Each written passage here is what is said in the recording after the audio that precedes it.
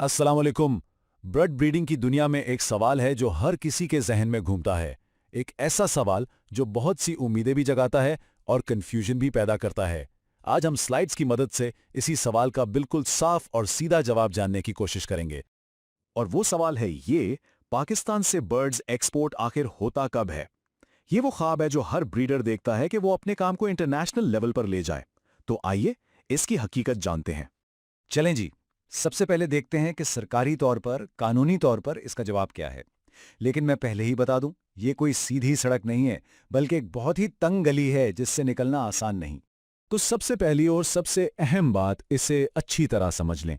Commercial breeding के लिए तोतों, कबूतरों या इस तरह के दूसरे फैंसी परिंदों का एक्सपोर्ट ममनू है।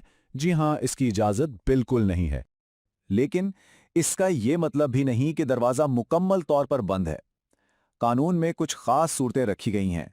परिंदे सिर्फ 3 केसेस में बाहर जा सकते हैं, या तो किसी चिड़ियाघर या रिसर्च इदारे के लिए, या फिर हुकूमत के मंजूरशुदा तबादले के प्रोग्रामों के तहत, और या फिर बाज पालने यानी फैल्कनरी के कुछ बहुत ही खास मुआहदों के जरिए।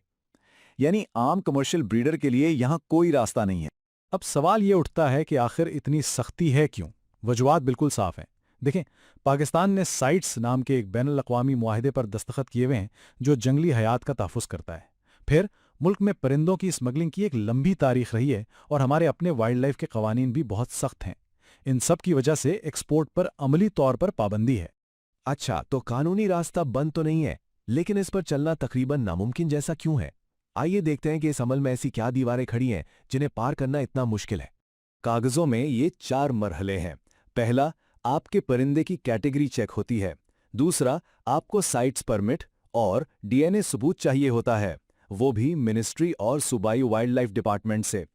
तीसरा, सेहत और करंटीना की क्लियरेंस। और फिर आता है चौथा और सबसे मुश्किल मरहला, जिस मुल्क में परिंदे भेज रहे हैं वहां से इंपोर्ट परमिट हासिल करना।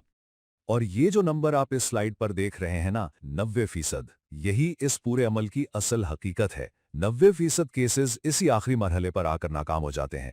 खरीदार मुल्क से इंपोर्ट परमिट हासिल करना ही असल में नामुमकिन काम है। तो फिर अगर कानूनी रास्ता अमली तौर पर बंद है, तो ये जो लोग एक्सपोर्ट के नाम पर काम कर रहे हैं वो आखिर हैं क्या? आइए अब पर्दे के पीछे की हकीकत को देखते हैं, जो शायद थोड़ी परेशान करने वाली हो। यहां एक तरफ वो कहानी है जो सुनाई जाती है, यानी कानूनी एक्सपोर्ट और सरकारी कागजात, और दूसरी तरफ वो हकीकत है जो हो रही है, स्मगलिंग, जाली दस्तावेजात और एयरपोर्ट पर मौजूद एजेंट्स और अमले की मिली भगत। ज्यादातर ये काम दुबई, थाईलैंड और मलेशिया के रास्ते से किया जाता है। और इस गैर कानूनी काम में पकड़े जाने का अंजाम बहुत संगीन है। जेल, भारी जुर्माने, ताहयात पाबंदी, और आपका कारोबार हमेशा के लिए खत्म।